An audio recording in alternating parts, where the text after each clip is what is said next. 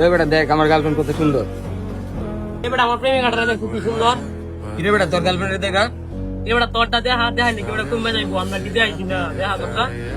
কি এবারে তোর গার্লফ্রেন্ডে তুই যাস না কেন লাগে? আমরা গার্লফ্রেন্ডে তো আমরা প্রতিদিন করি।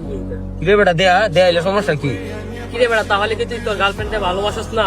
আসলে বন্ধু এগুলো কোনো বিষয় না, মানুষের নজর বলতে কিছু আছে।